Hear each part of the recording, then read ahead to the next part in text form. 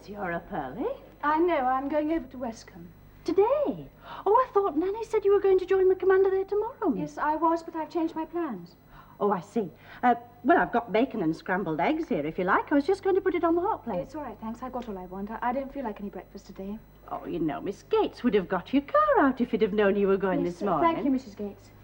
I've left a note on the dining room table to explain to the others. I must fly now. Oh, very well, miss. Morning, Nanny. Oh, good morning, dear. Where's your stablemate this morning? Hogging it in bed. Oh. But here she was until I went in and threatened to pull the bedclothes off and reminded her that church was at 10. Quite right. Lazy thing. She's getting dressed now. Are you coming to church this morning? I am. Oh, yes. good. Miss Bourne is having a lie-in. So Vicky thought, oh, Nanny, what should I call her? I mean, she's not my aunt, is she? No, but I'm sure she'd be only too pleased for you to call her Aunt Phyllis as the others do. Why not ask her? I don't really like to. It does seem a bit formal to go on calling her Miss Bourne. I'm surprised she hasn't told you already to call her Aunt Phyllis. I've always avoided calling her anything, you know. I call her things like, I say or excuse me, so it doesn't really happen. You ask her today. Well, perhaps I will, at lunchtime. Well, I think I'll go down to breakfast. Otherwise, Liz and Vicky will drink all the coffee. Well, it seems to me you'll have the dining room to yourself with all the Bourne ladies snoring away in their beds. See you later, Nanny. Yes, dear.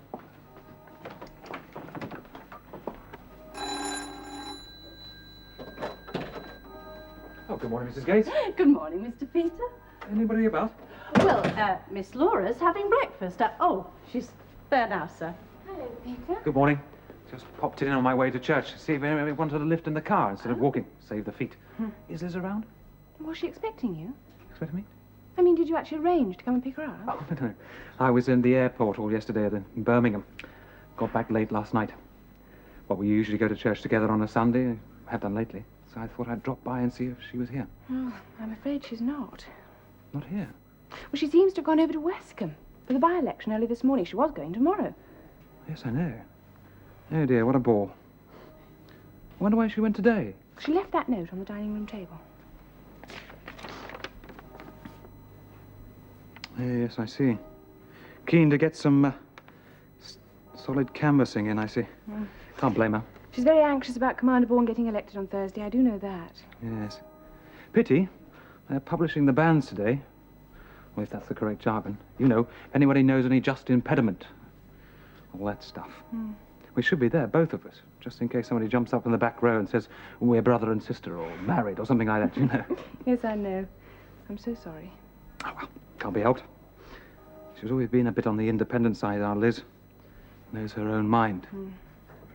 Would you like some coffee now you're here? Or some bacon and eggs? It's Oh, plenty. no, I had a hearty breakfast at home. Oh, well, that's all right then. Yes, well, I better be going. Oh, won't you stay? And Vicky will be down in a minute. We're taking Nanny to church today. Oh, I can give you all a lift in the car. Far too far for Nanny to walk. Oh, I don't think she minds walking. No. I shall take you all. Nanny can sit in the front behind the windscreen so her bonnet doesn't fly off. Oh, well, that'll be lovely if you're sure. Thanks. How's your grandmother? Very well, thank you. What a funny question all of a sudden. Oh, yes, I suppose it was. I wonder why. Train of thought, I suppose. How do you mean? Well, I was thinking of last Christmas morning when she was staying here, and so was I. Oh, yes. We walked back from the church together and you were very nice to me because I've been crying. Oh, because your grandmother hadn't been very nice to you.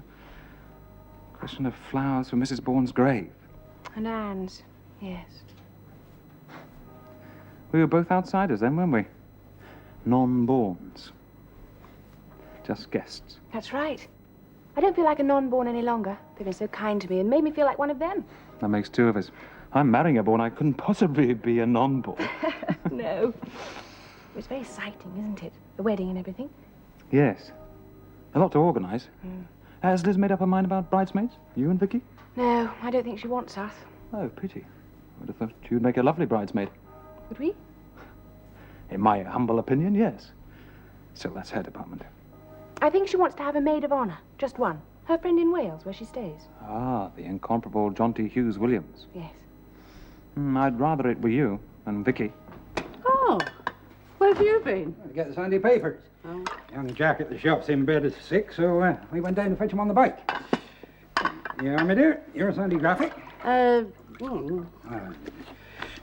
Mercury. I'll take these through into the hall when I've had a glance at them. The young lady's back yet?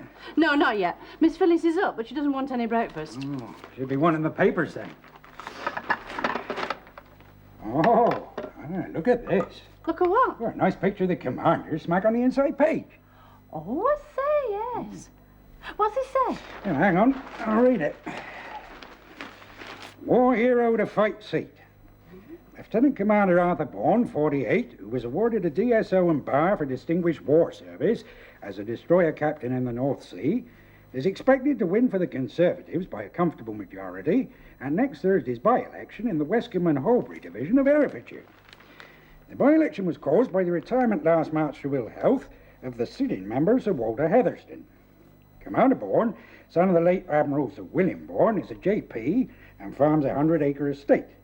His wife, formerly Miss Helen Ashley, only daughter of an Eton housemaster, Mr. C.H.B. Ashley, died tragically, together with one of their daughters, in a hotel fire at Bad Nauheim last July. The couple have been married in 1913. There. Yeah, that's nice. Doesn't say anything about Miss Liz, though. Ah, well, it wouldn't, would it? Not in that article. I mean, that's political. And the other is social, if you see what I mean. Oh, yeah, suppose so.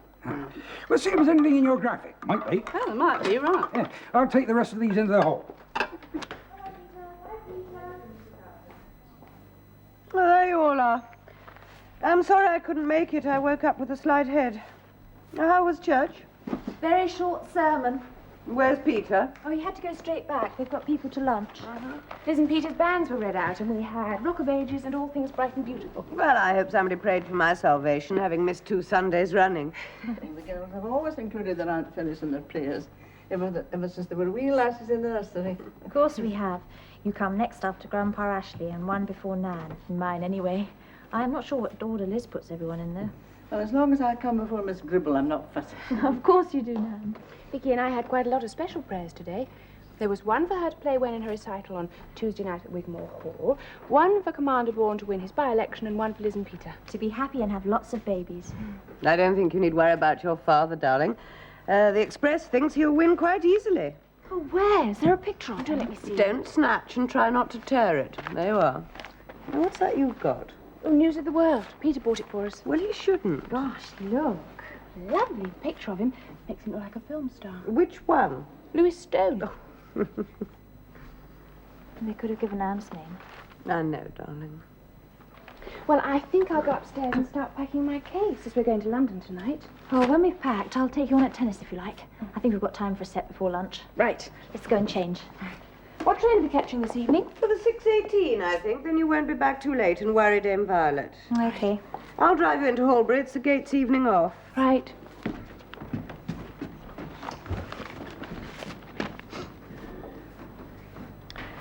Rector denies guide's camp prowl. That's for me. Come on, Eileen, get a move on. Oh, for heaven's sake, Fred, we've got plenty of time.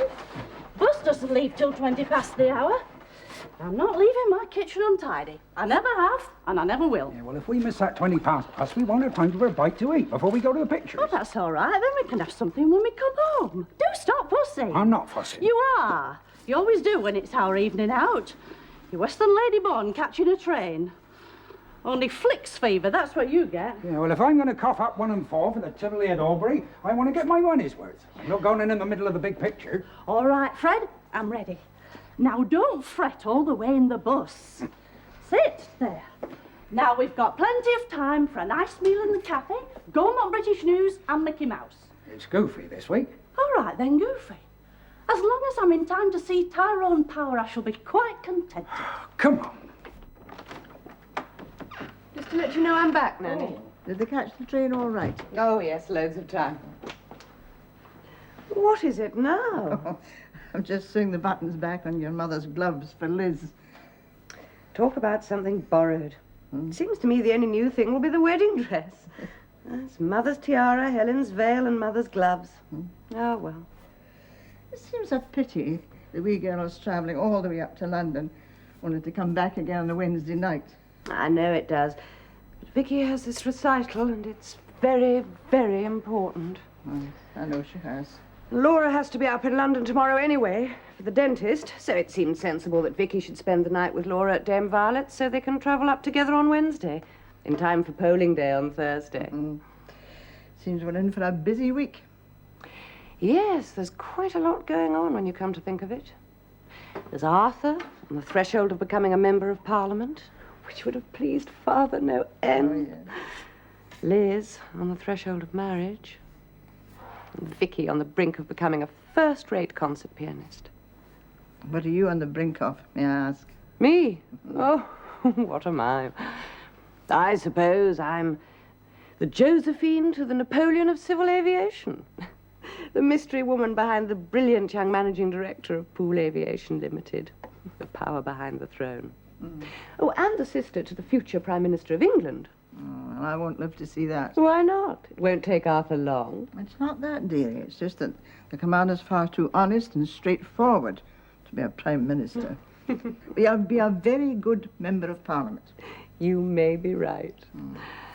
One thing is quite certain. The next few weeks are going to be pretty important for the Bourne family, one way and another. They will that?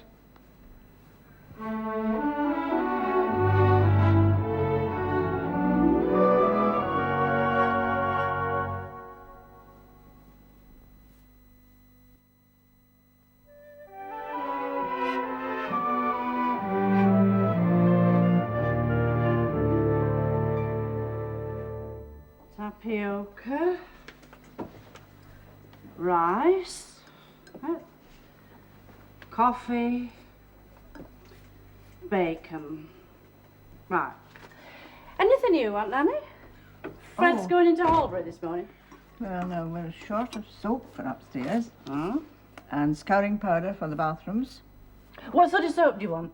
Oh, well, better get some tablets of coal tar as well as the perfume stuff. I could do with a couple of packets of soap flakes. Right.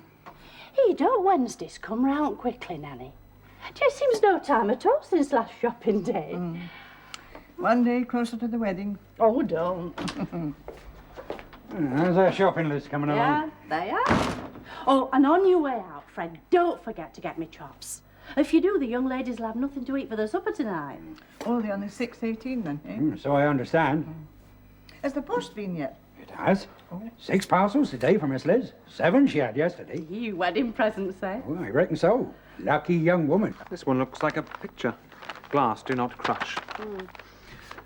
This one's from a cousin of Rosie's, and these are all from various aunts and uncles. Oh, electric toasting machine from the clerks in my office in the city. Not a bad haul.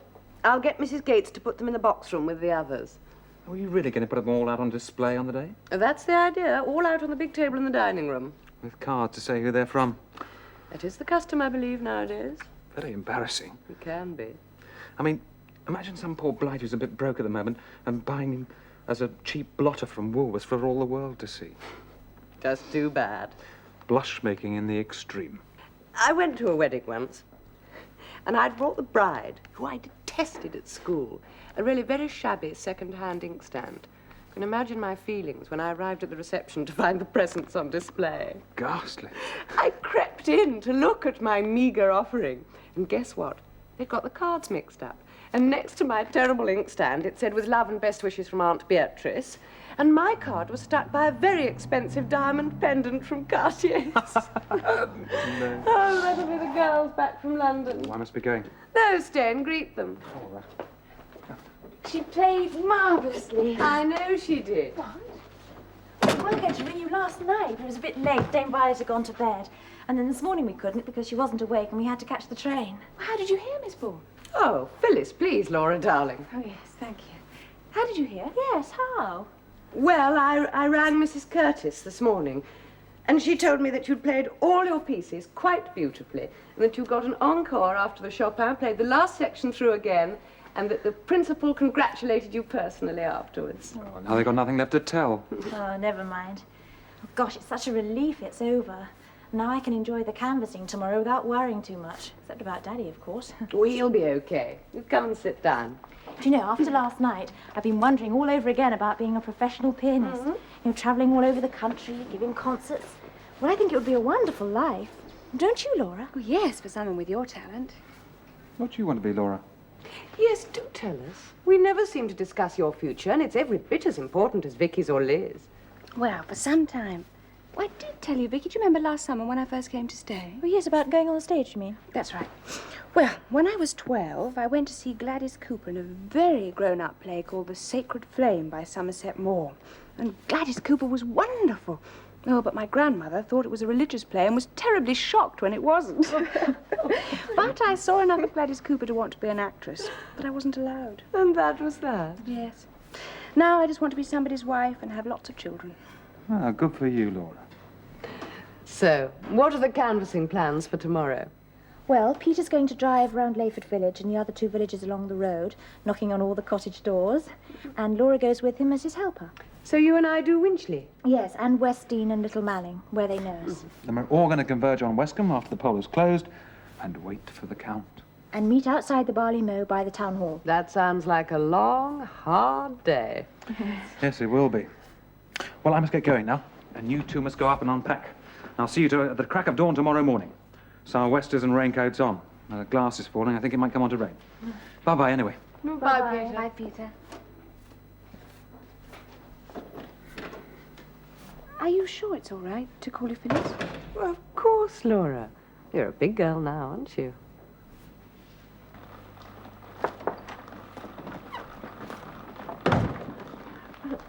Oh, I'm sorry, Nanny. Did I wake you? No, dear, I wasn't asleep. I just had my eyes closed. It's a filthy old night out there. Just after that rain. I know. What's the time? It's just gone 11. Oh, Hey, Miss Phyllis and the girls will be soaked out canvassing in this rain. I know they will. Shall I close the curtains for you, love? Oh, yes, please. I forgot. Well, I wonder how long they'll be. Oh, goodness knows. Well, when Fred went over with the big car, he reckoned that the announcement of the results should be made about midnight. Oh, well, we won't have long to wait, will we? Oh, no, but Fred's not coming back tonight. Did I not tell you, Nanny?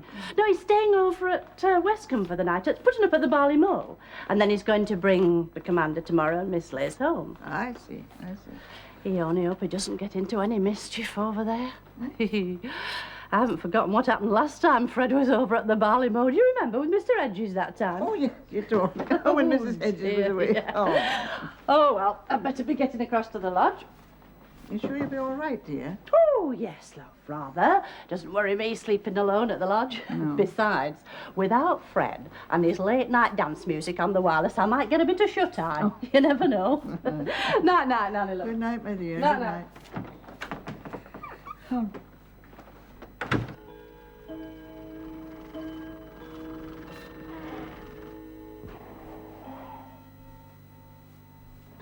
Come on, Laura, we must go up and tell Nanny. Right, you are. Too much noise. She may be asleep. Well, come on in, both of you, and have some whiskey before we all get pneumonia. That's a good idea. Oh, They had 3 whiskies in the committee room and a glass of champagne at the town hall, but one more will be very welcome. Besides, you must drink a toast to our new member of Parliament, even if it is in his absence. but in his own house. And his own whiskey. Absolutely. And celebrate exactly the way Arthur would want us to. Not just his victory, but his increased majority. I agree. Arthur, our new member. Bless him. I remember how terrible he was at school. Never knew any history and didn't know the difference between a Whig and a Tory. I bet he does now. Arthur. And then the returning officer... He was the mayor of Wescombe with his chains round his neck and everything. He came onto the balcony, which was all floodlit, and then Daddy appeared with his 2 opponents, the Labour candidate... He was called Mr. Jack Parish. Oh, yes. And the National Liberal candidate, He was a doctor, rather nice looking and quite young. Dr. Stevens. And they all stood there while the mayor read out all the stuff about the parliamentary by-election for the Wescombe and Horbury division, and then he read out the number of votes. He said, Mr. Jack Parish, Labour, 2,362 votes. Dr. William Stevens, National Liberal, 3,401 votes. Commander Arthur Bourne, 8,956 votes. But you couldn't hear the last number because a huge cheer went up from the crowd and deafened everyone. Yes. And Daddy looked so pleased and he smiled and waved at the crowd. The whole market square in front of the town hall was packed with people in spite of the rain. All with their umbrellas up, but they cheered and cheered. And Daddy looked so pleased and happy. But so tired. Oh, I'm sure he would be. All the same, he made a speech to thank his agent and the returning officer and all the people who counted the votes and the people who helped in the committee rooms. Oh, Nan, it's so wonderful. Daddy's a member of Parliament. Well, I'm sure he'll be Prime Minister one day. Only to wait and see about that. Well, how about getting dried off and go to bed? You must be dead tired. It's funny, you know. But when I realized that Arthur was serious about contesting the seat, I began to think about all the implications, how our lives here would change if he got himself elected. Well, now that he has, and I never doubted that he would, my mind's a complete blank. I can't focus at all. Well, he's going to need a flat in London for a start. That's no problem. We've discussed that. Mother's coming to live here permanently when she gets back from her cruise, and Arthur can take over Artillery Mansions. It's so handy for Westminster, and the lease is in his name. I suppose he'll have to stay in London all week during sittings, won't he? Of course. We won't see very much of him, except at weekends. Oh, that's true. The family will have to cope for itself. Well, we'll have Peter and Liz over with us at Mill House, but what about Vicky and Laura? What's going to happen to them? It all depends. Vicky's future is very much in the melting pot. Depends how she does at the academy. It depends on where she's going to live in London. If Jack and I... Oh, I don't know. I expect things will work out somehow. They always do, don't they? Well, drink up, darling. Take your weary wife home. By all I means, have Mum. wet feet and a longing for a hot bath.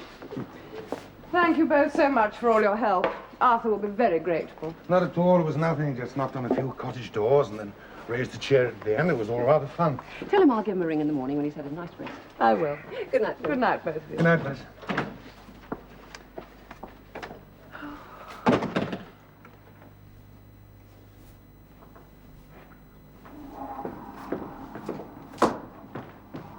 We've just come down to say good night because we've been to see Nanny and we're going off to bed now. What were you doing looking round the hall just now? Were you staring up at the ceiling and thinking, sort of... Oh, nothing really. I was just thinking how we seem to have reached a new chapter in your father's life. In all our lives, come to that.